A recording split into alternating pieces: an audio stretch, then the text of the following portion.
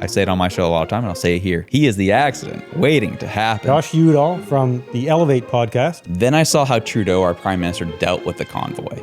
You just have to ask questions about it. And then he started asking questions and people start getting offended. And that's when I was like, I remember I posted a TikTok about it and I was like, we are literally being led by a child and this cannot continue. And I will not stand by and watch it happen anymore. I will start getting more vocal about this. And that's when the Elev8 Podcast turned into more of a political podcast. And that's when people started tuning in and started like, yeah, I agree. Like, this is crazy what's going on. And I put myself out there. Here we are. And so now we're into year 4 of this. Canada is right now, especially because of our minerals and our resources, we are becoming center stage on the world stage between Russia, China, and the U.S. And we are the only ones who don't know what's happening. Hi, everybody. I'm Ryan McNeil. This is the Builder by Day podcast. Today, I'm having a conversation with a fellow podcaster whose following is much larger than mine and somebody whose show I've been paying attention to recently. Josh Udall from the Elev8 Podcast is here to have a conversation with me today. I'm looking forward to this, Josh. I've discovered your podcast, like I say, about a month ago. Yeah. And I love what you're doing, man. That's good stuff. No, I appreciate it. And, I came in here. It was fantastic. We're this beautiful, beautiful studio you got in here. Appreciate that, yeah. I'm enjoying what you're doing here. And Brandon and I were geeking out over all the gear and stuff that you purchased. Yeah. That's fantastic. Great work. Yeah, well, he's the guy to ask about it because I'm not the techie guy when it comes to the gear. So. Yeah. I just wanted to look good, and then I just found somebody to make it look good. Totally. I just said, listen, Brendan, make me look as good as you can, man. I need all the help I can get. Yeah, that's the way you like to see it. Excellent. Let's talk a bit about your podcast. So the Elev8 Podcast has been underway now for a couple of years, or? Yeah, since COVID. Okay. Since pandemic, literally day 3 of the pandemic is when that started. Is that right? Yeah, I'm an extrovert by nature, and when COVID hit, it was like, it was the idea of it all was like, all right, I'm staying home. We're not doing a whole lot. And that was fun for the first couple of days. And day 3, day 4 hits, and it's like, this is like Groundhog Day, man. Right. There's nothing to look forward to. You just get up, you go to work, which was I was in a 2-bedroom house at the time. And it was just exhausting to be a part of and, or just like to experience. And so I was like, okay, this can't be the same thing over and over again. I'm not doing this. So I needed something to look forward to, something to enjoy myself with. And so I was like, let's just start a podcast. Let's talk about business, marketing, design, the things that I was running a design company at the time, like things that will help people and get through this time. Let's just do that.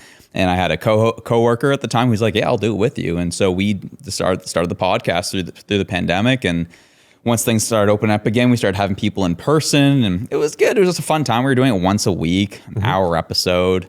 It was enjoyable. And then things with the pandemic started kind of picking up, and we started introducing vax cards and started excluding people from society based on their vaccine status. And and I was like, like at the time I was like, I'm on board with like, the idea of like trying to make sure we're being thoughtful in our approach to this.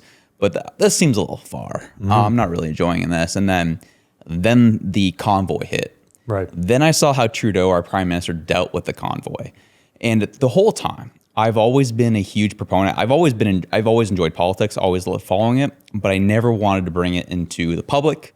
Never wanted to put it in line with even what I do for work. Wanted to avoid it at all costs.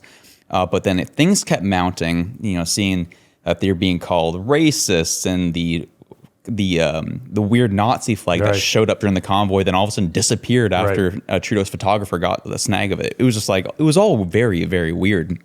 And you just have to ask questions about it. And then you start asking questions and people start getting offended. And that's when I was like, I remember I posted a TikTok about it and I was like, we are literally being led by a child. Right. And this cannot continue. And I will not I'm not going to stand by and watch it happen anymore. I will start getting more vocal about this. And that's when the Elev8 Podcast turned into more of a political podcast. Okay. The background I did have in politics, I was able to start bringing that into the forefront. And that's when people started tuning in and started like, yeah, I agree. Like, this is crazy what's going on. And I put myself out there. Here we are. And so now we're into year 4 of this. And at the time I had one co-host who, when we started off, we got about halfway through and he's like, yeah, I don't really want to do political content, if I'm being honest. And I was like, that's fine. He stepped out. Then I had a man named Reg. He's fantastic. He was actually a listener of the show. He reached out. We got dinner one night. We actually closed down there's a pub downtown Dartmouth here that we were like, we got dinner at 6 o'clock and we closed that thing down at 2 a.m. Like we kept talking and talking and talking. Okay. And I was like, all right, there's a vibe here. And so eventually when my original co-host Dalton stepped out, Reg stepped in, and we again kept the same format once a week. Kept doing our thing. I was filming out of my parents' basement at the time. And then the summer hits, and it was great this past summer. And at this point, we had been about a year and a half of doing this with Reg. And then we post a TikTok about the Calistani movement out west, and how they're hosting these this vote to see if Punjab should separate from India. And we just covered it, just put the news out there. Right. And then we got bot attacked on TikTok. Like the video popped off, but then it started getting filled with comments that were very, very heinous. Right. And like things I can't even repeat. And I was like, yikes, this is rough. And so what happens is I go into all these accounts of people who are saying these terrible things. And I'm like, these are literally all bots. Like they don't have any followers. They don't have anything posted. I'm like, and they're all saying very similar things. I was like, this is not good. But what happened is Reg's employer at the time said, well, these comments are popping up in your feed. Thus, you believe these things. Thus, you either got to choose a podcast or you choose your job. And so he's like, shoot, I gotta bounce. And so it became a talking head show, which you would have seen now at this point. And I moved the show into my basement in my house. And now it just turned into a daily show at that point. And that's why you have seen it in the past month, because I just started doing it in November. Okay. And that's when you started seeing more of the videos pop up. And then we've seen this huge swath of growth since. Yeah, that's good. That's good. So your co-host is Reg? Yeah. So he's back now, though. Yeah, he's back on and off. So he hops on when he can. Like obviously now it's a daily show. Right. So he'll hop on, once a week, twice a week now. And so that it's been nice, kind of like, it gives me a break to some degree of like looking at the friggin' camera, talking, and then being able to talk to somebody, have a conversation, about what we're doing, what's happening. And Reg is very, very intelligent, is very well learned and very well read. Yep. And so he brings a very great perspective, which offsets my energy a bit, because I'm a little in your face. I'll tell you how it is. Still bring some nuance and conversation to it. But then Reg is the guy who will like do all the work behind the scenes and like really bring some interesting perspective to it. So is your background or your education in broadcast journalism or anything along those lines? Oh, baby. No. Okay. My background is in design. I design apps for a living. Oh, is that right? Yeah. Okay. So I do digital product design. My whole thing is, in some ways, it does kind of cross over with politics. It's technical, but as well as user experience design is. So my whole job is to understand and witness, look at people's watch human behavior, and make design decisions that link to business outcomes based on those behaviors. Okay. So big part of my job is watching people and how they act and how they interact. And so that crosses over into the political realm when I'm seeing Trudeau get up there, or Mark Carney, or Pierre Poilievre, or any of these political figures get up there. I can kind of give more of a tell of what they're saying, what they're doing, because I have this background in user experience design. So yeah. Yeah, good. What was your level of political engagement or political interest prior to the podcasting? Were you generally interested in politics before that? Yeah, that's a funny story, actually. I've been interested since I was a kid. Is that right? Yeah, it happened when I was about 12 years old, and I really wanted the iPod mini, which was like the colorful ones that just came to market at the time, and they were $150. I saved up all my money, and I got my $150. We went to Future Shop at the time, and my dad drove me, and I go to that glass case. They open it up. I wanted the blue one, grabbed it off the shelf. We go to the front counter. They scan it through, and there's like, that's actually gonna be $170. And I was like, but I only have $150. And my dad's like, oh, you didn't consider the tax on it? And I was like, no. He was like, all right, put it back. So my dad made me go back a Future Shop, put the iPod back in. We leave. I'm so distraught and discouraged. And all my dad said, he's like, well, you can thank Uncle Paul for that one, who was our prime minister at the time. Okay. And from that point on, I was like, all right, I want to learn more about politics. And I come from more of a conservative, a social conservative family, who like believe in social programs to a degree that makes sense and help people and make sure we keep poverty levels to a minimum, but also being financially smart with your money. That's the background I come from. And so I always, we were a Harper family. Mm-hmm. We are very much in support of him. But the thing is, my mom's side comes from she's a second generation immigrant, and her mom and her dad popped over on a boat from Italy, came over here, Pier 21, popped in the train, went out to Ontario. Okay. And so they always, especially my nonno, her father, always said, always vote liberal. Always vote, they gave me a job. Always vote liberal. And that was the other thing. But then as I grew up, my mom kind of turned more into a conservative.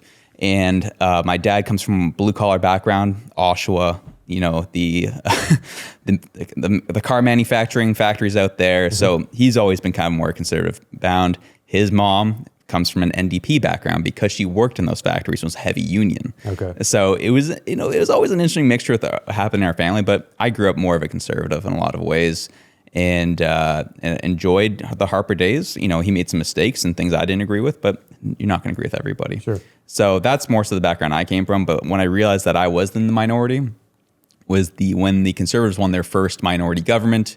I remember them in middle school, they were showing the results on the big screen in the auditorium. And when they announced Harper had won, everyone started booing.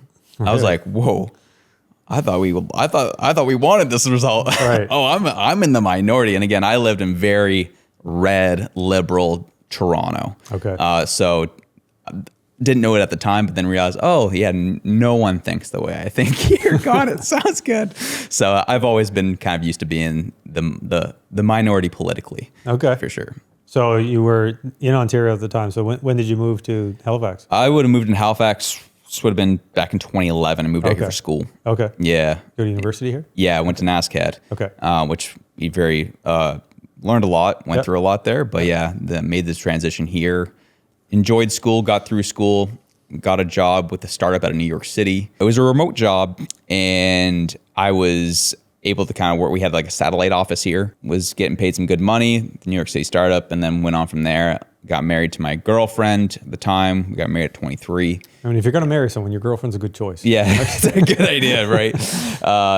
And I convinced her, she's an American, convinced her to move up from Boston up to here. And here we are. Interesting. So how does your American now wife feel about this whole Canada-U.S. back and forth that we're experiencing? Oh, man. So we have a very fun relationship. She hates Trump. Is that right? Oh, very left-leaning. Is that right? And we always make the joke. What state is she from? She's actually from New Hampshire. Okay. Yeah. Live free or die. Okay. But funny that she's very left-leaning. And so we always have this argument. We make the joke. I'm like, I would make a better American. She would make a better Canadian. Is how we typically go.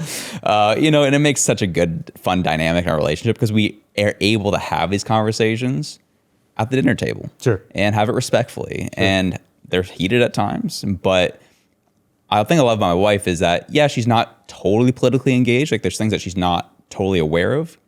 But she cares. Mm-hmm. She cares for people. She has amazing empathy and compassion. It's something I very much respect about her. And it's something that balanced me out completely. I'm sorry, I'm getting a little emotional about it, but she's amazing. Sure. And that's why I think it's very important because what I've seen through COVID and the pandemic is relationships end over this stuff. Right. They shouldn't. No. They are what make us stronger is having these disagreements and having these conversations at the dinner table and being okay with the change or being okay with that we disagree on things. That's right. And it's actually our love. It's actually other things that really bring us together. In our case, it's our faith. So these are things that are very important. And it's not worth abandoning your friendship, abandoning your relationship, abandoning your marriage over politics, especially Donald Trump, Pierre Poilievre, Trudeau, Carney. Right. They don't give a crap about you at the end of the day. No. So what's the use of ending a relationship over it? So, no, absolutely not. And what makes it even worse is that that's what they want. Yeah. They want the infighting. They want the division. They want, even within households, they want us to be divided. Right? Yeah. Divide and conquer. Yeah, exactly. That's how it works. It's interesting to see the dynamic, in your household play out like that so closely. Because, I have friends of mine and I have family members that they'll vote Liberal. They would vote for Trudeau if he ran again. Yep. They'd vote for him again. Yep. And these are folks that in my family and friends who I care very much for, I take a bullet for, but I just can't, like, they're not gonna see it my way. I'm not gonna see it their way, of course. And we just try to have this conversation, but sometimes you get to a point where you just got to drop it because you're not going to get there, and it's no point, endangering a relationship or weakening a relationship with a friend or family member or coworker or whatever it might be. Yeah, over something like that, you just get to a point where you have to agree to disagree and move on. You have to, and it's super important. I think it's, as well as I know it's politics can be personal to people. It does affect our lives. It's very important, but it's so not worth the turmoil that like. What's the use of allowing? Trudeau's policies have already really messed us up in general. What's the point in allowing it to affect you even more personally? Right. You got to keep living your life. The one thing I've always championed is keep loving your neighbor. Keep being respectful, regardless of what they believe. Keep loving them, keep respecting them, because the minute you lose your humanity is when Trudeau, is when the Liberals, it's when the system wins. We cannot allow that to happen. I agree. It's you can have disagreements politically, of course. If you're having a conversation about something related to politics, then you would expect that there are going to be disagreements. But I'd like to get back to a point where we disagree over what the content is, what the approach or the solution or the proposed solution to a problem is, instead of we now live in a world where there was a time not long ago when it would have been considered rude to even ask someone where they stand politically. It was like, there used to be a time where we don't talk politics at the dinner table. We don't talk politics, with our friends or whatever it might be. And it was, especially when it came to strangers, it would have been rude to ask somebody who they vote for. Right. And now not only do we ask people who they vote for and talk, but we chastise them if they're on the other team. It's become this, right? It's become, I'm blue and you're red or you're orange and whatever it is. It's just, everyone has, I shouldn't say everyone, but so many people have decided to just be on a team. And if you're not on that team, you're an asshole. Yep. Right? Or you're the enemy. Yep. And it's, but if we whittle it down to the lowest common denominator, I say this often, and I wholeheartedly believe that the vast majority of people, if we whittle it down to the lowest common denominator, we're all on the same page. Yep. We're all on the same page of everyone needs to take responsibility for themselves. Keep your hands to yourself. Don't break the law. Criminals need to be prosecuted. Immigration is great, but it has to be controlled immigration. It can't just be a wide open border. Yeah. All of these social programs are necessary and needed, but it can't be a blank check to whoever raises their hand. This has to be, we need some fiscal responsibility. We need people to be in charge who can actually be in charge, who are leaders. And that's not what we have currently. No. We have manipulative narcissists and the people who they hire. And it's insane, man. When I look around at for me, when I look at politics or any of the sort of goings on, as it were, I'm a business owner, entrepreneur. I've owned my own business and businesses for 20 years now. And I work with and talk to and interact with other business owners who own businesses that are much larger than mine even, and been doing it for longer than I have. And it's very, very rare for me to have a disagreement fundamentally with any of these folks. We all generally agree that, our government needs to be responsible, and we can't have ever increasing taxes, just trampling us to death with taxes. And meanwhile, we're shipping money around other parts of the world, and there are folks here with their hand up going, well, the lineup at the food bank's longer than it's ever been. Do you think maybe we should address that? So it's weird it's just a weird place that we're in right now. I think people are far more consumed with politics than we should be, but it's hard not to be because it's in every aspect of our lives. Like I can't even watch. I said yesterday, I had a conversation yesterday with another gentleman who has been in politics, still is in politics, has been for, like 20 years now, I guess, or somewhere in that range, who's an NDP person who admittedly, by his own admission, quote unquote, bleeds orange. He's loyal to that party no matter what. And that's great, but can I just watch SportsCenter without politics? Like, can I have 30 minutes without it? But it will show up. Yeah. It will be there somewhere, whether it's the booing of an anthem or, some kind of backstory about somebody who, has a problem with Trump or anybody else. It's always there. Like, it's in every aspect of our lives. It's even in elementary schools. Yep. Right? The teachers are having these conversations with young children, 6, 7, 8-year-old children. They don't need to be aware of any of this. Right? That's crazy to me. And if they are going to be aware, their parents can have those conversations. But I wasn't talking politics with my 6, 7, 8-year-olds. My boys and my children are young adults now, in their later years of high school, about to finish high school. But it's all through high school. It's like, and everyone in school, much similar to your reaction of when Harper won and there were boos. Well, if they do that this year and Poilievre wins, they'll be booing. The issue too, when you have the problem with politics being ingratiated, is a big reason why we're seeing that change is because the government has also made it their mandate in a lot of ways to make sure that they're in our lives. Right. So it's to the point you have to talk about it because they've become so involved in everything that we do. And people kind of brought this up in the past where, oh man, politics really shouldn't be involved. And it's true. Like I was of that and still am to a degree. But I just look at where we get our political system from. We get it from the Greeks. Right. And the Greeks, when they had their democracy, it was built on healthcare, education, and entertainment. And those were the foundations that held up their civilization. So when we import that idea, we import those things with it. One example I have is, let's take something that's not during this period of time, but during the juicing crisis, the MLB.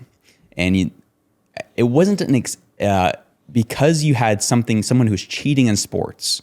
This was a huge foundational pillar in the American culture. Is like this people need to know our sports are fair. Right. So there's no mistake that they brought Roger Clemens in front of Congress, because politics, entertainment, sports are always interconnected. 1972 Summit Series, politics and sport are always interconnected. Right. But there's times that they're more connected than others. Right. And now we're seeing that more so than ever. Obviously, with the Four Nations face-off, as you said, booing of the anthems, all of this is starting to get a little too close and a little too intermingled, but it's always been there because the way our society is built. So, yeah. Yeah. What do you, when you come back to your podcast, so let's fast forward and pretend that, whenever the election happens, and let's say for argument's sake, it goes the way that it really should go, which, would be the Conservatives win the election. So what do you think happens with the podcasting? Like, have you thought about that? Well, what happens when it's no longer at the forefront, as far as Trudeau's and Carney's and Jagmeets and all that kind of stuff, and we're just into, all right, well, now we have 4 years of conservative government. What do you think? Like, how do you see that rolling out? So great question. I've thought about that and I continue to think about it. But I watch what's happening south of the border. Right. And, it was all supposed to go away when Trump got back in. Sure. But the problem is we have this ideology that's pervaded so much in our culture now. It's in everything. Where, as you said, politics have to be involved. And we have this weird Marxist ideology that's kind of pervaded in our culture now. It's not really going away. Sure. We're seeing it now. Like, obviously, it's been beaten back a little bit. We saw with the Trump election south of the border. But we watched the State of the Union address last night. We're seeing how people are freaking out over everything. Granted, they are doing things that are really like throwing people off. Like, sure, we're cutting off USAID. Sure. Like, they're making some big radical decisions down there.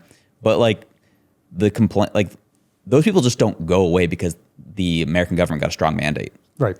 Same thing's going to happen up here. That's right. In some ways, I think it's going to be worse up here because we are so left-leaning as a society, and the fact that our media is so slanted to the left that it's only going to get worse. And I would say worse, but it won't go away. It's just the conversations are going to shift. Sure. I still very much believe that Pierre Poilievre and the Conservatives need to be held to account for everything that they said they were going to do. I hope they do get those things done. and I will be keeping a close watch. And, I know Michael Barrett is the shadow minister for ethics.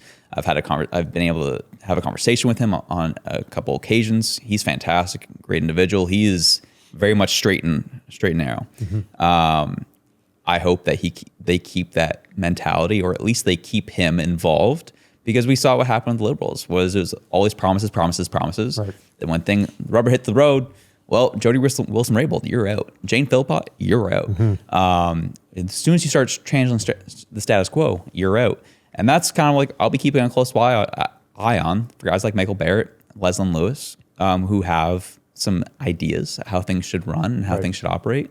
We'll see if they get cast out of the party when the rubber hits the road, right? So I will be keeping a close eye on that. And at the same time, you also will have the left wing who will not be happy with anything they do. That's right. And that will be very newsworthy in of itself. So, especially as the CBC tries to save their jobs. So, yeah, I think anytime somebody asks me, if it comes up and they go, are you conservative, liberal, and people naturally are going to assume that I'm a conservative person. And yeah, I guess I am conservative minded. Yeah. Right? I'm a traditional thinking conservative minded person, but I'm not I'm not just blind faith in the Conservative Party. I'm at a point where I would describe it best as I'm giving Pierre Poilievre the benefit of the doubt. Yeah. Because to me, he seems like the most honest, genuine person. When he's asked a question, he seems to give the most genuine, authentic answer. I get it. He's a politician. He's well spoken. He's become a better speaker as time has gone on. But right now, what I'd love to see is, and they would never do this because they'd get flattened. But what I'd like to see is for these world leaders or potential leaders or leaders of the party, and it wouldn't necessarily even have to be the leader of the party, but somewhere in the ranks. I'd love to see them on a regular basis sit down and have a conversation about whatever the issue is at hand, and let's hear what the Liberal representative has to say. Let's hear what the Conservative representative has to say, the NDP person, whoever. Yeah. Sit around a table and throw it around and have a conversation, but they won't do that because in many cases they're not real human beings. They can't sit down and do it that way. They have to be told what to say. They have to watch what they say, and it's there's this yearning for just real conversation. I think that's why a lot of people relate to Poilievre, is that when he answers a question or he's chewing on an apple while he's giving a reporter some shit, it's more authentic, right? And so I don't have blind faith that the Conservatives, if they get elected, will just fix everything. First of all, they're going to inherit a dumpster fire. Oh, yeah. Right? It's going to be a dumpster fire. And what I'd like, though, is what I'd like to see is I'd like them to at least be more forthcoming with the information and let us know what's the real information. But I have my certain sort of checks and balances. Like if the Conservatives got elected, and if they don't address the foreign interference, the fentanyl issue, the gangs, the crime, if they don't outwardly address it and let us know what they're doing about it, then I'd still be weary as to whether or not they're doing anything about it. Yeah. Because that's a problem. That's a real problem that we're dealing with. And I actually saw one of your clips with Rick Perkins. Yep. Where there's somebody in the know who is commenting on the fact of these foreign influences and these foreign pressures that we're experiencing from China and Russia and North Korea and Iran. And so I want to hear the government talk about that. Right? Yeah. Like why are we not addressing or acknowledging what's really happening? And it'll be interesting to see, I guess, how they proceed. Yeah, it's I had a gentleman on the show who has the perspective of, is because the politicians are getting too much. It's too much benefit from what the current system's going on. Like the article just surfaced today how China said they're increasing their defense spending by over 7%. And they said they are ready to go to war with the U.S. Yet we have incredible Chinese influence here in Canada that has gone unaddressed. You want to know why tariffs are being hitting us so hard? It's because we are not dealing with that issue. Yes. Trump has said, fentanyl, which, definitely is a part of it. It's a symptom of the issue. That's right. But so Trudeau, and that's I have the issue with how Trump's been a little too ambiguous with this needs to end and then the tariffs will stop. It's like, we all know that it's more than just the stopping of fentanyl, which needs to stop, but there is crazy amounts of Chinese influence happening through the money laundering, the precursors to fentanyl. and our ports being unmanned and our Arctic, like we are just getting infiltrated. And the problem is Canada's right now, especially because of our minerals and our resources, we are becoming center stage on the world stage between Russia, China, and the U.S. And we are the only ones who don't know what's happening. That's right. It's actually mind-boggling. Yes. And I do put 100% of the fault on our media, Yes. on our current political establishment, and just kind of like, just kind of shrugging it off like it's no issue. Like, Trudeau getting up yesterday after the tariffs came in. It's like, well, there's only 1% from Canada that's going down to the United States. Right. CBP has caught 97% more than they did the previous month, which, again, I don't think is the stat he thinks it is. Right. Because that's the stat coming from the CBP, which is the Custom Border Protection with the U.S., meaning they caught 97% more. That's right. That's not a good thing for us. That's right. Especially when we only check 1% of our shipping containers coming through our ports, and we have no federal police at our ports. So the fact this increase is not a good number, but Trudeau said it, so it made it sound good. He made it sound and dressed it up like we're the ones who caught it. Right. We did not. The Americans did, because they've been beefing up their border security. Right. So we need to beef up our border security at our ports. And if it was 97% more that we caught because our border security caught it at our ports, then I'd be like, okay, we're doing something. But we're not. No. We're not doing. We pledged $1.3 billion to the border. 3 weeks later, we pledged $5 billion to Ukraine. Right. We have Russia and China roaming through our Arctic right now. Right. You don't think that should be placed up there? Yes. Because a stronger Canadian border will actually help the Ukrainians? But no, we're just going to ignore that's happening and just continue to virtue signal and point to, look at me, I'm going to put my Canadian flag up and say, I'm a great Canadian. It's actually not being dealt with. And we have members of the United Front who are going to Carney events with Chinese paid media in attendance. Nothing being done about it. Do you want what is being done? Being done? Western Standard's getting kicked out of Carney events. You have Wyatt Claypool of the National Telegraph getting kicked out of Carney events. Those are the people who are getting kicked out. Right. But Chinese state media or Chinese paid for media, they have a nice seat at these Carney events. Yeah. It shows you exactly who they're in bed with. Yeah, I agree with you that the media is so much to blame for this current state of affairs in this country. It's gross, man. I mean, at some level, it's a significant reason as to why I'm doing any of this, and because I it's just awful, man. It's awful when you see. I mean, yesterday, the gentleman I had here yesterday, I made a comment about CBC being left-leaning, and he said, "Oh, I don't think CBC's left-leaning." No, they don't believe that at all. No, and I said, "Come on, man, you can't be serious." I said, and then he made a comment about, I think it was the National Post being right-leaning. I said, "Okay, so the National Post is right-leaning, but the CBC isn't left-leaning." He said, "Well, I think really everything is right-leaning, other than the CBC is just kind of down the middle." And I'm like, "Wow, man, wow." Yeah. Right? I mean, wow. Yeah. Everything that isn't, it's, for some people, we're in a scenario where everything that isn't obviously far left is far right. Yeah. Like everything's far right, and it's the media. It quite frankly it really pisses me off. The state of the media, the mainstream media, the legacy media. It's terrible, man. Because there are people who rely on it 100%. Yeah. Thankfully, there are people out there, trying to combat that. Like, for instance, in your show, where you're taking the headlines and you're adding some backup to it, and you're analyzing a bit and providing and doing some fact finding and taking a headline and then finding out the truth about it. I think it's great that you guys do that, and it's no wonder that you're gaining such popularity in that sense, because that's what people want to see. Yeah. I mean, that's what they should see. That's what they should want to see. Which is, if every news media outlet has the same headline, then it's not news, it's entertainment. And that's where we are. CBC, CTV, Global, they all take word for word, they produce the same headline within minutes of one another. Yeah. Somebody, like, especially on social media, will come the headline, and then right underneath it, you'll be looking at your Twitter feed, and it's like identical headlines from two different media outlets. Yeah, and there's a reason for that. Yeah. So you have, I think it's the Associated Press. No, Canadian press. Right. They're the ones who provide all these articles. And what happens is these media outlets, because they have so much on the go, they purchase a subscription service to the Canadian press. And that's why they're able to all copy and paste. It looks like it's copy and pasted over and over again. And it becomes at a risk of these media entities have become so bloated. And they have salaries to pay. And so they're just trying to cover everything. And then they'll just kind of copy and paste all this from the wire. It's like, and then I've heard people in the media defend it and like, oh, it's just how it goes. It's just like, that's not really how it should be.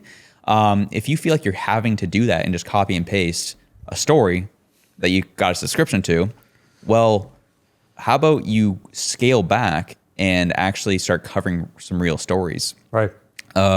with your own lens, with your own perspective, rather than it just being everyone from like across all the major networks are covering the same story or posting the exact same story.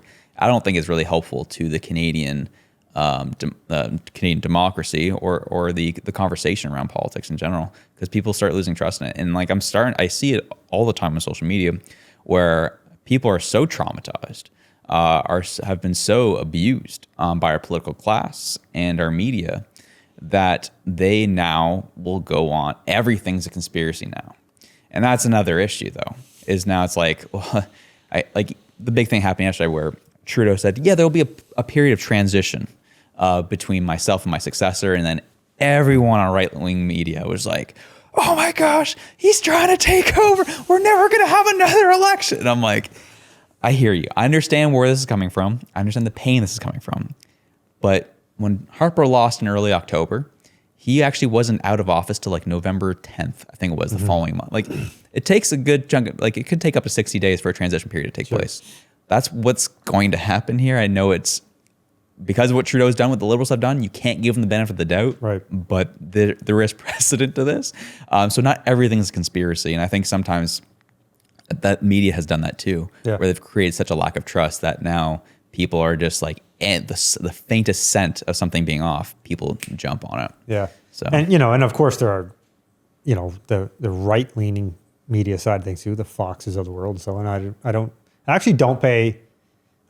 will watch left-leaning media. Like I will pay a bit of attention to the CBC and CTV and whoever. I actually don't pay any attention to the Fox News of the world because I know that's. I don't need that input. Like I know what the right side of things would sound like, right? But I'm more curious to know what the legacy media, mainstream media side of the left is saying about things, because I feel like the answer's somewhere in there. So like I don't need both extremes, really, right? And I agree when people say, oh, Fox News is right-wing news. Yeah, I agree. Yeah, it is. You're right. Well, that's the thing. But you can't. But in the same breath, you can't then say, "Oh, but CNN is down the middle." Yeah. Right? Well, and that's the issue too. And like, if you just admit where you're coming from, I know what lens to watch you in now. Sure. So that's the issue. You have CBCs of the world, the CNNs of the world, who claim they are down the middle, but they're not. And so you have people who watch on a mass saying, "Oh yeah, I'm getting balanced news coverage," and it's like, No, you're not. Especially with the CBC when there's this funding element, right? Like billions of dollars. I mean, it's of course it's not down the middle. Yeah, exactly. On, right? They're going to cater to who's paying them. That's just right. How it works. Of course, the welcome to business, which I know is foreign to some people. That's right. And when it comes to Poilievre's talked about this often, and I assume that because he said it so many times so clearly, I assume that he will follow through with it if he's elected, which is to defund the CBC. And I said last week or the week before, I had a conversation. My brother was on, actually. We were just kind of shooting the shit. And I told him, like, I think that absolutely must happen, because it's propaganda. It's keeping everybody purposely misinformed or ill-informed. And I'm not saying all of it is not true, but I don't support the idea of a government controlling the message. That's dangerous, right? Yeah. Obviously. But on the other hand, I don't want to see the CBC go away. I'm a Canadian. I grew up with 2 or 3 channels on the television. I'm a little older than you, but I can remember, like, get up off the sofa, go over, turn the dial. Yeah. CBC was one of those 2 or 3 channels. I grew up watching those programs, and I want the CBC to continue, but I don't want them to continue to lie to Canadians and push an agenda and a narrative from the Liberal Party or the NDP or whoever's in control at the time. I also don't want them to push the conservative message. I don't want it either way. I don't want it to be. I just want them to stand on your own. If you're gonna, you're doing it every day. So if you want people to follow and subscribe, and if you want to, you're trying to make a living at this, then try telling the truth. Mm-hmm. See what happens there, right? Do some real investigative reporting. Do a little deep dive and see how that works out for you. Go back to what you used to do. Yeah. Instead of just regurgitating the Canadian press. Yeah. Right. Yeah, and I agree. I think it needs it needs to be reformed. And as you said, I'm very much in the same vein as you. Especially you speak as a Canadian. You have there is like a warm fuzzy feeling of the old CBC of what you knew it to be, or at least what you thought you knew of it to be. But yeah, it has gone so down. They're just trying to get those dollars now, and it's like, okay, you want to talk about getting dollars? Let's get dollars. Not on the taxpayers now. That's right. Go get private dollars. That's right. And see how that goes, and do a service for all of us, and operate your business like any other business would. If you gotta get skinnier, you got to make a few cuts. You got to cut some overhead. Then do that. We just heard and saw all of their business executives give themselves bonuses. Right. Apparently, after they had such a terrible year where they laid off over 4,000? No, it's 1,200 employees. I'm like, so you just had all these layoffs, and then people are still getting bonuses off of taxpayer dollars. Help me understand how that's supposed to work. And that's where I'm like, I like the CPACs of the world do their job. Mm-hmm. They literally show up, they film the political theme of the day, and they leave. Right. And I'm like, CPAC's doing a great service to Canada. We're seeing Poilievre speak, we're hearing Barrett speak, Trudeau, we're getting the balanced coverage that we want. CPAC's doing the job that CBC's supposed to be doing. Right.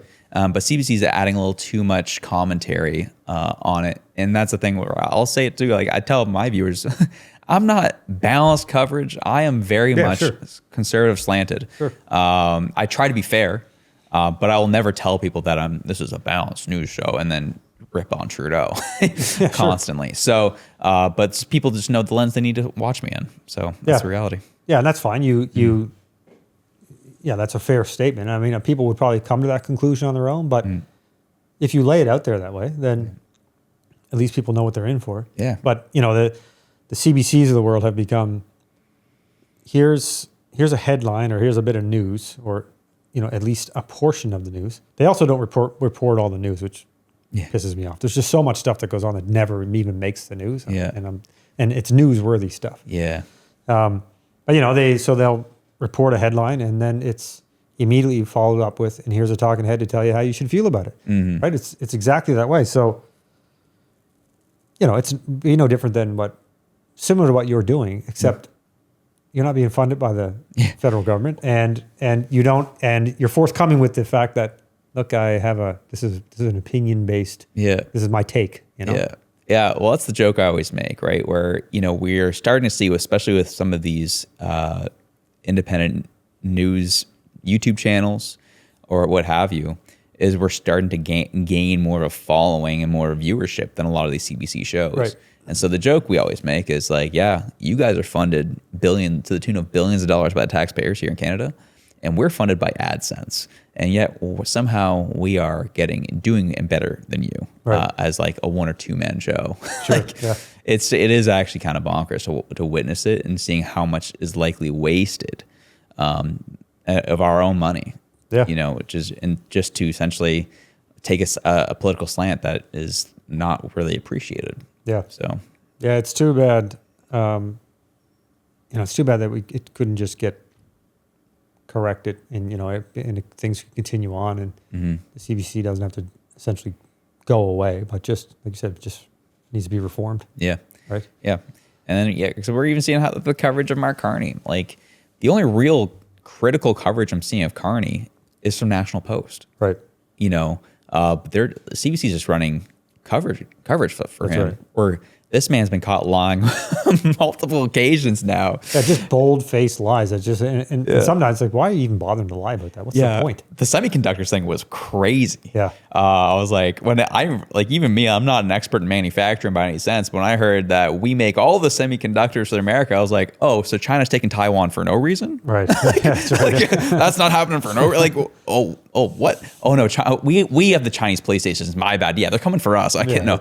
Right. That is kind of that was a crazy lie on top of that. And then, I wonder why though. I wonder when I think about that, I'm like, okay, did somebody in his campaign give him bad intel? He wouldn't know that. Somebody would have had to tell him that. So did somebody give him bad intel? Because again, there's no way he's not in tune with the semiconductor world. That guy's in a different planet. He's not even operating our planet. Well, yeah, that too, and as well, he hasn't been here for over 10 years. Right. So how would he know what's going on with our Canadian manufacturing and the ins and outs and nuances of what's happening here? He wouldn't, which is what we're seeing here. And the issue I'm having is because they're trying to sanitize this campaign so much and trying to clean everything up. Because I say it on my show a lot of time, and I'll say it here. He is the accident waiting to happen. And that is exactly what we're seeing. That's why people are saying, oh, no, Liberals and NDP are going to stretch this till as far as they can go. I'm like, it's not going to happen. Yeah, no, I don't think so. He cannot go longer than he can because he's a gaffe machine. He speaks he double speaks a lot, but as well as he getting caught in bold-faced lies. It's only a matter of time before people are like, oh, maybe I don't actually like this guy. He has to take advantage of this momentum he has because the longer he goes, and we're seeing even with Poilievre, where he's like, people are starting to get to an expiry date with him right now in his messaging, which is the Conservatives have to figure that out. But Carney's definitely going to hit that sooner than Poilievre ever would. And that is really what we're seeing. And so March 9th, they'll find out who Liberal leader is. March 10th, I think it's between March 10th, March 15th, they'll call an election. Sure. And then springtime, baby. And here we go. Lock and load. We're going to be getting a new leader. Well, we're having a by-election here in Halifax. Yes, right? for Fillmore seat. Yeah, mid-April. Yeah. So I suspect they'll set a date shortly after that. Well, and it'll kind of be like this prolonged campaign, right? Because they'll milk this one here. And yeah, I agree with you that I don't, from what I've heard, not that I know anything other than what I've heard, but it does make sense that they'll want the election sooner rather than later for the reason you mentioned, that Carney's kind of a liability. Like every time he opens his mouth, he's got a bit of a Bidenness to him, right? It's kind of like, oh God, what's he going to say, right? And he's got that Monty Burns walking around, Burns thing. It's like, that's going to play out here. That's going to get old quick. Yeah. And not only that, but then he has this disclosure thing where there is, these rules on a certain timeline where he has to disclose his business interests and personal financial interests and so on. And if they have the election quickly, he can actually avoid doing that until after the election. So they're going to do that. I'm sure they will. They have to. They'll do that. And it shows too. The reason why they're going to do this really quickly, especially with the financial interest piece, is how defensive he gets by any reporters bringing it up. Oh, yeah. He's like, well, I'm trying to run a campaign here, guys. Come on. There's a lot going on. Why do you have to raise your voice like that? Right. Why do you have to get a little tense, and why does your chest get out? I'm like, whoa, if everything's all good and kosher, why are you getting defensive? It's because there's stuff that people are going to find out and realize, oh, you're not the guy for the job. And actually, you never cared about us. And it's things that many of us already know because, you've been doing some research. Yeah. But those who are relying solely on the CBC again, they don't know these things, and they being the Liberal Party, they don't want these loyal CBC listeners to hear this stuff. No. They don't want him to. I mean, he already came out and admitted he was a globalist elitist. Yeah. I'm like, how did you guys let that fly? How did he just admitted it? That's odd. But I'm pretty sure. So that one was on a Zoom call, which was wild. The one thing I'll give Rosemary Barton credit for this one was she put a little bit of pressure on him for her show. And again, the slight bit of pressure he ever gets, he buckles and he gets offended and he gets defensive, and you're just like, you're going to be you're running to be the Prime Minister of Canada. You see how they went after Trudeau. What worries me about how defensive he gets is shows like mine and people who are critical of the government is if he gets that defensive, if he gets in, what's going to happen to us? Yeah, sure. What's going to happen to Canadians in their freedom of speech? Yeah, that's my concern. Can't be critical of Carney. He gets a little too touchy. It's like, I don't know, there's a couple leaders I can think of who get a little offended when they are made to look like a fool or people attack them. Putin being one of them. Sure. This is a behavior I see from dictators. Not saying Carney is one. However, he has shown signs that he could lean that direction. When he gets upset and has to silence people, have to kick people out of his events who might be critical, who might ask him ask him questions that he has to give direct answers for. He doesn't like that very much. No, he does have a bit of that "who are you to question me" attitude. Yeah. Rick Perkins said it best on my show. He's like, "Who are King Carney? We just got to lick his boots." That's who he is. Yeah, that's right. Yeah, it's a weird place we're in, man. It's where, so many people are aware of the full story. And it's not like you have to be connected somehow. Like you just have to put a little energy into educating yourself. Yep. And many people are aware of the real story when it comes to say Carney or anything that goes on really politically. But in this case, his past and who he's connected with and what he's done and how he's moved his businesses around and where he's been for the past 10 years and the fact that he's got 3 passports and all these things. But then there are those who are oblivious to all that. Yeah. And then if or when they discover that, the longer it takes for them to discover it, the less it will concern them. They'll go, well, yeah, I'm sort of pot committed here. I'm kind of all in on this dude. Yeah. I decided I'm going. He's not wearing blue. It's all good. That's right. So it's kind of a dangerous place where you see some of these, they do these little campaign events that they let on like it's this big thing. There's like 8 people in a local pub. What's the thing, right? So I've been kind of thinking about this a little bit and people using that as a barometer. I don't know if it's a good thing or a bad thing to use it. Because they control everyone who goes in there. So if they have such a high have such a high wall of letting people in, there's not going to be a whole lot of people there. Sure. And so that's why I think like it's hard to use that as a barometer because I think they're intentionally keeping them small. But like if he actually ever wanted to, like, hey, we're doing a free event, we're not doing any checks and balances for who you are, where you're with. That would be a very interesting tell. Sure. But right now, that's the only thing I warn conservatives of is do not use his crowd sizes as a barometer of like how popular he is. Sure. Because like they're just so strict on who they're letting in. Yeah, that's a good point. So yeah. Do you think you would ever go into politics? My wife would never let me. No. We've talked about it. Like I've had a couple people approach me about possibly running as an MP. And I can float the idea past the wife, and she's like, "I will never, ever be the wife of a politician." I was like, you know what? Tell me how you really feel. Yeah, I don't blame you for it, honestly. And it is like it's a rough job in a lot of ways. I like the idea of going to Ottawa and representing my constituents in the House of Commons is very fun to think about. But the idea of going door to door and trying to sway hearts and minds. I've done that in the past for other reasons, but going door to door, pounding concrete, people yelling at you, it just doesn't seem all that attractive to me. And I'm a sensitive person, I'll be honest. I do take people's criticisms very personally, as much as I try not to. So it would just wear on me too much. It's interesting. Your take on it is very interesting. I'm in a bit of the opposite scenario from a wife perspective. My wife and I are on board, 100% on board.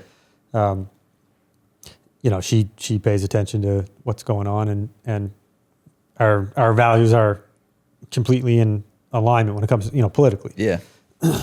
And I've also been approached and had conversations with folks about both the local city council level and MP level. And for me, professionally, career-wise, it just wouldn't. It's difficult. I have a lot of things going on. It'd be hard for me just to essentially move to Ottawa. Yeah. At the local city council level, there would be these perceived conflicts of interest because I'm a local builder and developer, and I can already hear, oh, he's just doing that to get preferential treatment on development permits or something, right? So I can already hear those types of things. And also, to be honest with you, the city council level, I can't do enough there. To me, that would be, I'm just one of 16 votes or whatever it is. And I know that in today's climate, I would be outnumbered. So I would just be the guy always going, no. Right? yeah. Everyone's like, yeah. And I'm going, no. Yeah. Admittedly, like the politics at the provincial and municipal level are always interesting to me because they have more impact. Yeah. But as you said, it takes a lot more effort because I do see things a specific way, and I know I'd probably be on the minority in a lot of these votes. So it would take a lot of finagling, a lot of cozying up to people, fluffing their feathers, which takes a lot of time. That I think would even take longer than one councillor term. Yeah, sure. You know, and I agree with you. I've also knocked on doors professionally. Like in my early real estate career, I've knocked on doors for that very like knock. Hey, want to move? Up? Right? Yeah. And I hated every second of that. But I did it because when I first started my real estate career, that's just how it works. Like those who were in the business said, "Dude, nobody knows who you are. You got to." Start knocking on doors, picking up phone calls, literally going through a phone book, calling numbers. Hey, you want to sell your house? Yeah. Different time. This is before grind. Social media, right? What a grind. This is before smartphones, really. This is like back when the early Trios and like Blackberries with the rolly type thing on the top, the side one. I mean, this is back when we were sending faxes. You go into the purchase and sale agreement, you're dealing with buying or selling a house. Another agent would send a fax and I'd drive to the office in Bedford to get the fax and do something and send the fax and drive back home. Oh shit. I need another paper, drive back. It's crazy. So it was a different time. Yeah. But I'm with you that I actually had a conversation with somebody who was a former city council person. Real good guy. Just took the time to kind of chat with me about it. And I just want to pick his brain. I was like, can you just paint the picture for me for what this looks like? Because before I even remotely consider this, I just want to know what the job description looks like. Yeah. I understand the high level part of it, but what am I going to be expected to do from day to day? And as soon as when he started saying things like the door knocking part, going to like the high school graduations and so on, I'm like, dude, I'm out. I'm out. That's just not my personality. Screw off. Yeah, I can't. It's not that I don't care. It's just that. I mean, I'm a parent. I've been to high school graduations for kids. I'm like, I'll do it for my own. Yeah. Right. But I don't want to go every year for all the other high school kids. But I would be more than happy to go to a prearranged speaking event at the school and speak to these young students about business or politics. Or I'd be happy to do that. But I don't want to sit through a 3-hour high school graduation presentation. Yeah. And there's other things, right? Yeah. Funerals for people that you don't really know, but you should go to, and those things. Yeah. And that's not my person. I'm not an extrovert. That's not who I am. Mm-hmm. So I've told people that have asked, and there was one particular person that was really kind of, wanted me to consider it, like really consider it. And I would put myself probably in a class of people that I don't want to be in politics. I have no desire to be in politics, but I see the value in it. And I want good people to be in politics, and I'll get behind people who are good, solid, competent, smart, honest people who go into politics. And I think politicians, rather than being treated the way they're treated today, which is just it's probably the most toxic profession to be in. Mm-hmm. Just random strangers just giving you shit all the time on social media, screaming at you as you walk down the street. It's terrible, man. I don't know why anyone would want to get into that. I wouldn't go into politics, but I could see myself, if asked to be part of a team to straighten some things up. So let's say if somebody else were in politics and they came to me and said, we really got to get this housing thing under control, and we need somebody who understands housing and construction and development and costs and who the players are in the game and how things get done and permits and what the real barriers are and all those things, then sure, I'll consider that. That doesn't need to be a political role. That just means being supportive to whoever it is that's in power and wants to do that. Yeah. But it's interesting. Your answer doesn't surprise me because I think you and I would have a lot of similarities here. Where it's like, well, I think I can. And in your case, you're doing some good without actually going into the political realm. You're making your voice heard, and you're giving other people a voice, and you're trying to share some information. And yes, it might be no different than if you were in politics. Of course, if you were in politics, you'd be with a certain party, and obviously you would lean a certain way on whatever the particular topic is. And so you do that the same way now in your podcast, where here's the topic at hand, and clearly you have a certain, you might lean a certain way on your opinion on it. But every politician would do that. Everyone would be of a certain mind, right? Yeah.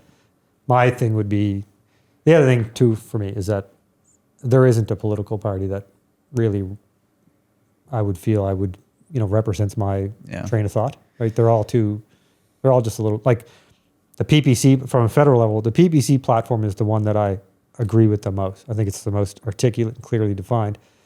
I'm just not sure about Maxime Bernier. Like, I don't understand that's a bit of a different, there's a wild card there. And it's not that he says anything that I explicitly disagree with.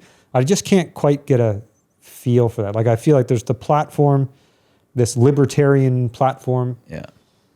But then there's kind of this one guy who it's like, it's his party. And I think from a true libertarian platform would be, there wouldn't really be, it's not really this guy's party. Right? Yeah, here's the part. The problem with the PPC in general is, like, as you said, they had actually a platform that appealed to a lot of people in the last election. But the issue with them is their messaging is very poor. They don't have a unified focus. Right. Everyone, any PPC person I've talked to is different in how of the thing that they care about. Sure. And I guess I just shouldn't say PPC person. Any PPC candidate I've talked to has had different views of how things should go. And I'm like, just that in of itself is an issue for a party at a federal level. Yep. If your own quote, like potential, if your own representatives who represent the party can't get on the same page, then there's an issue there. Right. And that's what we're seeing with the PPC is they're just so disjointed. Yep. And there's a lot of just like different people, and there's some different people sure, who definitely support that party too. That's right. But yeah, there's a lack of unity where, you say what you want about it, but like when I talk to Rick Perkins versus I talk to Michael Barrett, versus I talk to even a lower level MP out here in Nova Scotia, they all say the exact same thing that represents the party.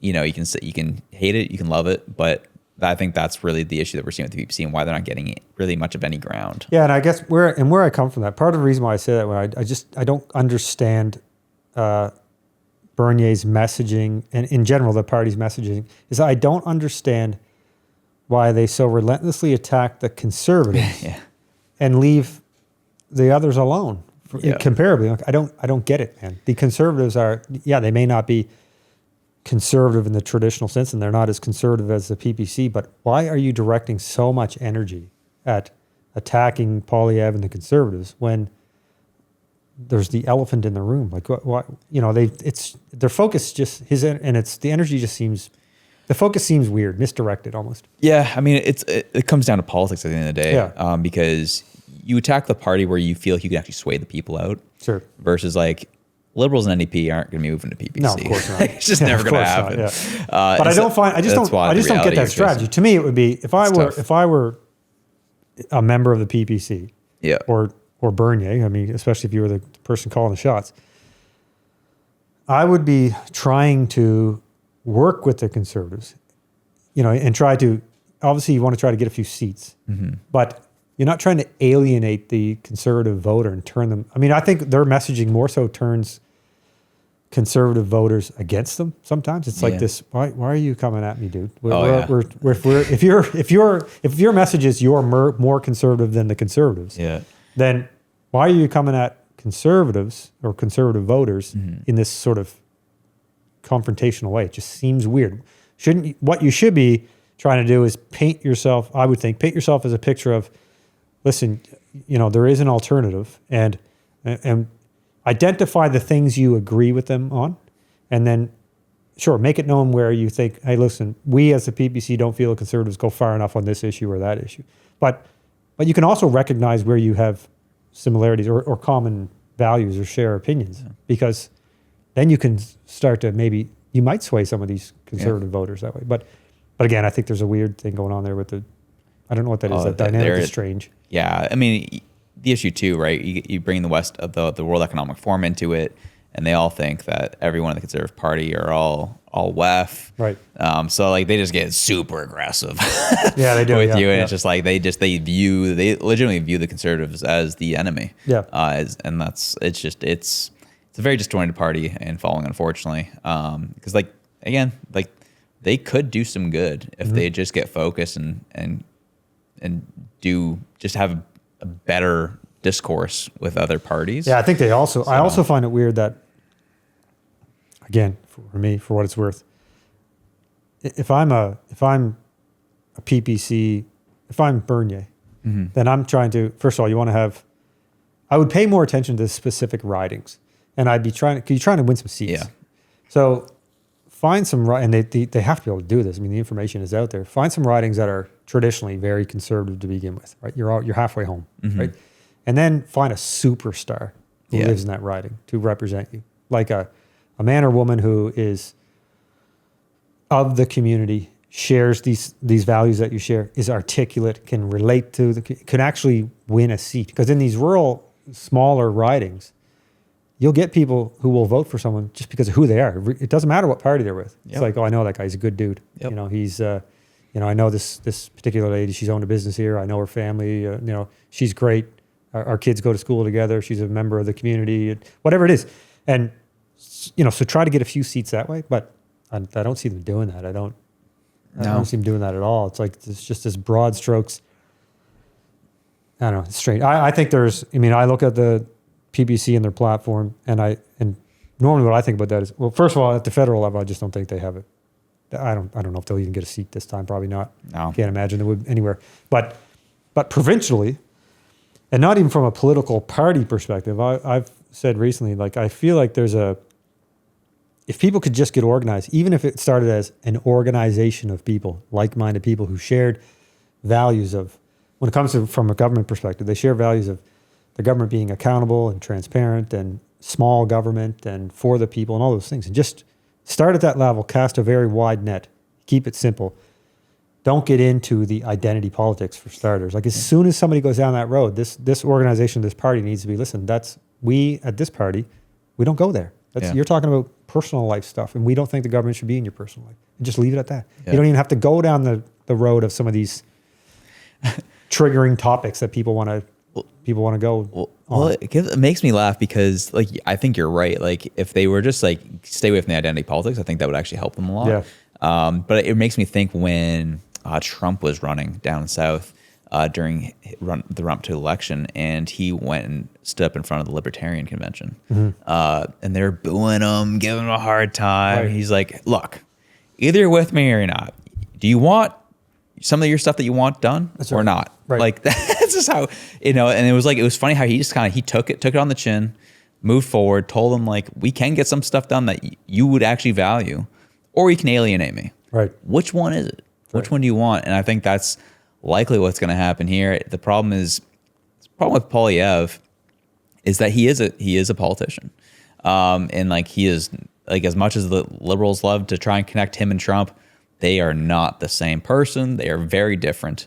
Yes, of course. Trump is very shoot from the hip, comes from the business world. Yeah. He pretty much has the background that Carney claims to have. That's right. And then you have Poilievre, who's he only has worked in politics and is very clean and calculated in what he brings to the table.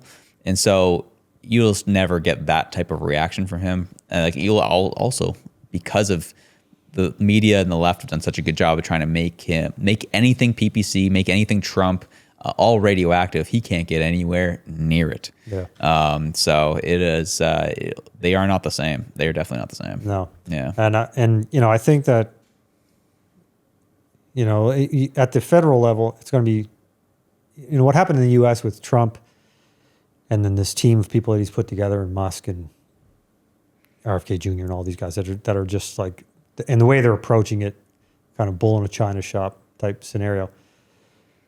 That just, there's no possible way that happens in our government anyway. No, there's no person that could just step into it like that and have, there's just no way. So to have that kind of immediate and significant impact federally will never happen. But I think at the provincial level and certainly at the municipal level, you could do that. You could have this real quick impact. You could get things straightened around really quickly. Yep. If you had people who went into politics that went into it completely, transparently. And I think part of that would be, it's kind of, you need the support. You need to be able to back up what you're saying. So you need things like, you need information and news and facts. And then when somebody who might be of a different mind, politically speaking, when there's a debate on a topic, then you just lay out the facts and the information. And, if you get upset about the truth, then that's your problem. Yeah. Right. But this party or this group, is about telling everyone what the truth is, laying out the facts of the matter, and then saying, listen, folks, these are the facts. This is what we would do about it if we're elected, and off we go. And if you're stuck back here arguing about the facts, then you're never gonna get anywhere. Where you kind of just don't bother doing that. Just lay it out, and that will happen through. That would happen through conversations like this, and podcasts, and YouTube channels, and local people having rallies and things, and just kind of getting the information out there. But nobody's infiltrating any existing political party in this country or in any province, because it won't happen, because you simply won't get, like, if you're a libertarian minded person, you're not getting anywhere with the Conservative Party in this province, or the Liberals, or anyone for that matter. It's not going to happen. They're not going to choose you. Yeah. Right? You could run as an independent. Yeah. But yeah, it goes. Yeah, your chances are slim then. Yeah, well, we're even seeing it to a degree here provincially in Nova Scotia, where, you have the Conservatives that won in a very convincing fashion, and that they're, in their very political way, they're doing just that too. They're making a lot of changes and trying to make a lot of things move, but they're also blocking people. State, like a friend of mine, Elizabeth Smith O'Crossan, who represents Cumberland North. She's an independent, first independent ever to win 2 consecutive terms. But she's actively being shut out right now as we speak of any committees or any type of any type of group within Province House because of who she is. Yeah. Tim Houston views her very much as a threat. Yeah. There's a reason why he made sure to cast her out of the party, because she is a force to be reckoned with on a political level, and she's a threat to him and threat to the Conservative Party. Just because she cares about her constituents, right? Which is, it's just, I know it's kind of crazy for a lot of people to think, and I say that too, with saying, like, I'm not really a Tim Houston fan. However, I can say I've enjoyed the job he's been doing. Sure. But I can also acknowledge that I'm not a huge fan of how he's been treating my friends either. So, sure. Yeah. Yeah. Mm-hmm. Yeah. I would agree. Like there's many things that they're doing that I agree with. But there's a lot they're doing that I definitely don't agree with. And the difference is, like, if you look at, I've heard some people say, well, it's no different than I'm not it's hard. Nowadays you take a lot of shit for this, but I'm not a Trump hater, man. I'm not a Trump hater. Oh, you're not? No. You're not a never Trumper? I'm not a Trump hater. I agree with, there's things he does, I don't like how he does it. Yeah. Like, I wasn't a big fan of last week, the Zelensky thing, and oh, really? I have no problem with him having that conversation. I just think it just doesn't look good to do it on live television. Oh, so you think that was him? That was all on him?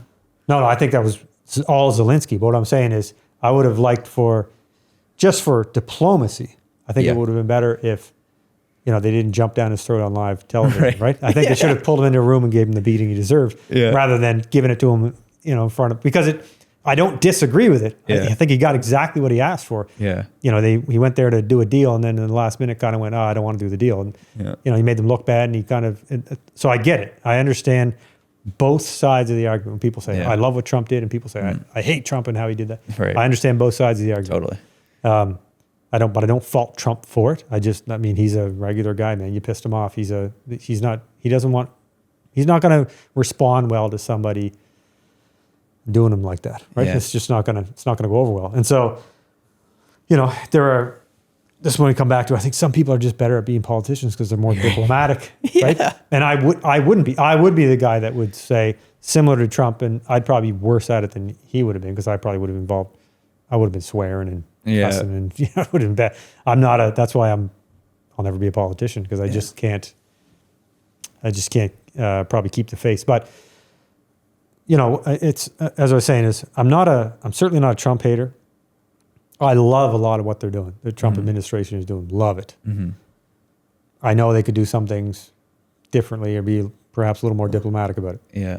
I don't like the 51st state rhetoric. I don't like any of that shit that's stirring the pot between our two nations. I don't like any of that. But I equally, or even more so, don't like it coming the other direction. Yeah. I don't like Trudeau, they're calling him Donald and saying he's making stupid decisions. I don't like, and even before that, before he was elected, it was the media and the government was constantly just bashing Trump. I'm thinking, this guy's Trump's going to win the election. Yeah. Then what do you think is going to happen? You think he's going to just forget about how you guys have been bad mouthing him for 6 months? Oh, he's going to say 51st state. That's what he's going to say. That's right. So I think exactly. So I think that we made our bed and now we have to lie in it. That's where we are. And I put that on media, but I also put it on Canadians too for not being informed. Yes. We have been sounding the alarm on Trudeau since 2015. Right. I was one of them. I do not buy him. I even myself as a conservative, or at least conservative leaning, I was getting tired of Harper. I was like, I think it's time for a new face to come in. Sure. But I was like, but I'll vote Harper before I ever vote Trudeau. Sure. And then what we've seen happen since is like, it's a different country and not in a good way over the past 10 years. You get what you vote for. Don't like the 51st state rhetoric? Well, you stop voting in a guy who's caused that to happen. That's right. Like, we have been set up so inefficiently as a country that we can be taken advantage of by someone like Donald Trump or Xi Jinping or Putin. Right. We are so vulnerable, and we are at the whims of America right now. Right. Whether we like it or not, and I know there's a lot of people who do not like that, but it's the reality, and it's because your leader that you continue to support and continue to push for it and continue to sing his praises has allowed for this to happen. And it's and I know a lot of the liberals. Oh, I love how he spoke yesterday about these tariffs. I was like, wow, like you keep falling for it every time. I guess you deserve what you get at this point. And that's just like we have such an unserious political class, and they've allowed this to happen. And I do squarely put this on their shoulders. And I agree with you. Like I'm annoyed. Do I get annoyed by the 51st state rhetoric? Yes. Because it's rhetoric? Yes. Because that's all it is. That's Nothing right. Exactly. nothing's going to happen. That's right. I don't think there's no legitimacy to it. He's just needling. Oh yeah. He's needling people. Right. Yeah. And deservedly so. Yeah. Right. And he like you saw, I don't know if you watched any of the State of the Union address last night. All he did, obviously that whole room split down the middle. Yeah. One side's standing, the other side's not. That's right. And all he did that whole night was troll the Democrats the whole address. Right. I'm like, watch what he's doing to the Democrats in that room. And, making fun of Elizabeth Warren. That was can we talk about that for a second? The fact the only time the Democrats stood and clapped last night was over funding Ukraine. Yeah. And then Trump's like, yeah, of course, yeah, Elizabeth Warren over there, of course she's clapping for it. Right. You want 5 more years of this? Oh, of course you do. Yeah. Exactly. It's just like that should show you that they are the party of war. Right. They want more suffering. That's what they want. And our Liberal Party wants the exact same thing. That's right. And have I been concerned with Poilievre's rhetoric on it? Yes, I have. Yeah. I'm not a fan of it either. I think that suffering and peace deals need to come now. Right. The fact you keep cheering for more of us is crazy and psychotic and absolutely irresponsible. And I don't want you to have any any way of having decision making at the federal level if that's what you support. Right. They'll mask it. It's like, well, we got to stand up to dictators. I'm like, do you know what standing up to dictators looks like? How about actually having some diplomacy? Right. And working with them and not killing Trump over the idea of like, hey, we got to work with Putin here. He does hold a lot of nuclear weapons. That's right. Let's not push World War III here. Right. Let's have some decorum here in how we deal with this and not be upset that we're not calling a dictator who has nuclear weapons behind him names. That's right. And I understand people can take the example of, Trump back in his first term calling Kim Jong-un Rocket Man. I understand that. But like right now, Russia has a lot more cards at play than anyone else. And I think there's some diplomacy needs to be had so we can have peace and not get into a nuclear war. Yeah, I agree. And then you see Chrystia Freeland on there a couple of days ago, like actually ramping that type of conversation up, right? Yeah, and actually referring to it and like targeting the U.S. as if they're our enemy. It's insanity, man. Can't trust them, man. No. Cannot trust any of them. They're essentially they're reckless and irresponsible, and they will get us killed. Yeah, they will get us killed. They don't represent Canadians. Like they're not real people. These are people that are working on a different agenda than the rest of us. The rest of us just want everyone to just want the world to be at peace.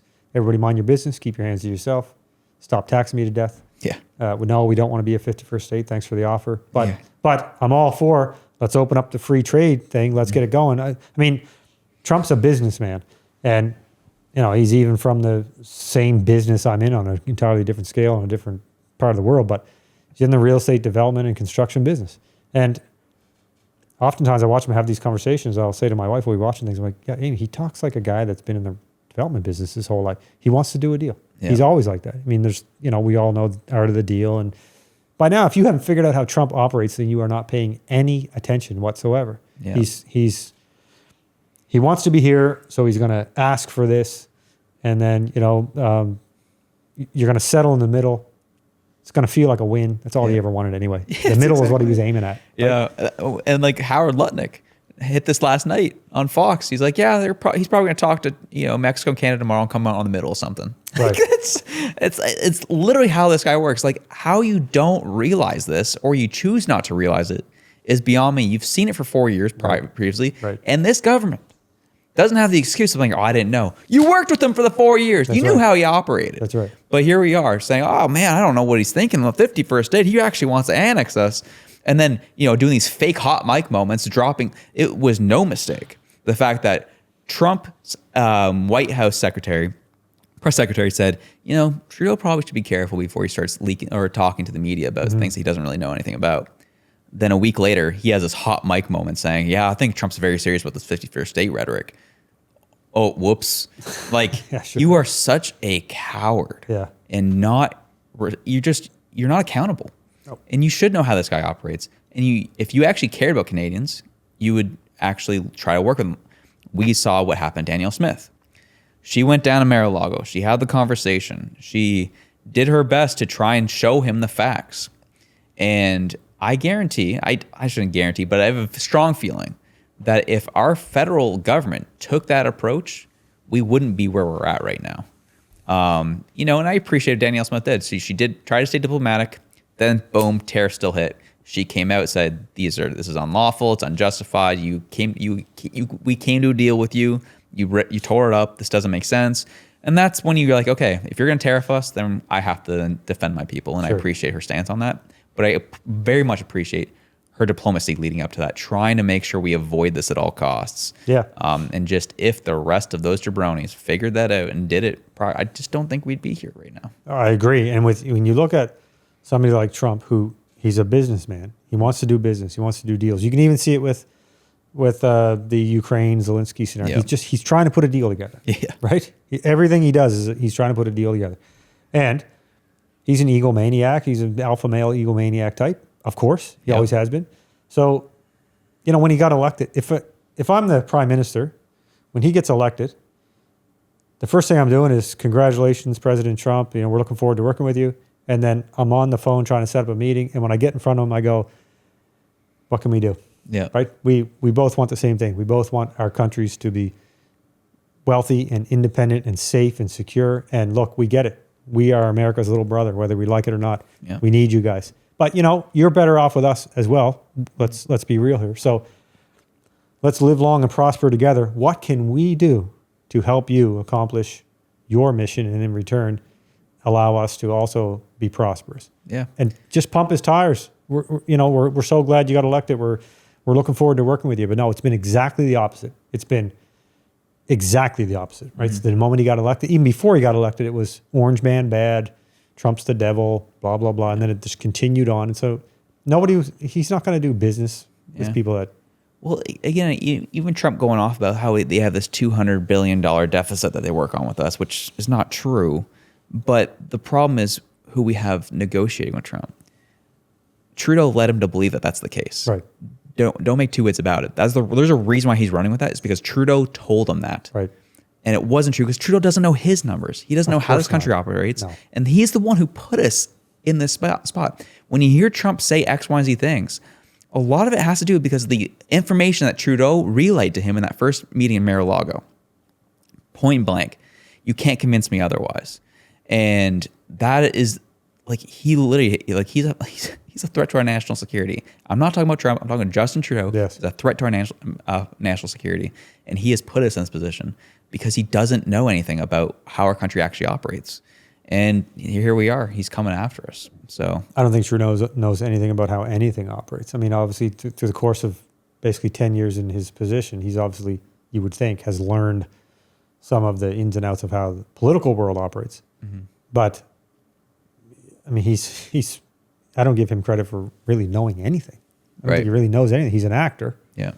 And I think that goes for also many of the people in his administration. That like many of them, I listen to, as soon as they open their mouth, I'm like, my eyes roll back in my head. I'm going, I can't believe this person. Yeah. Is at that level of responsibility. He's making decisions for us.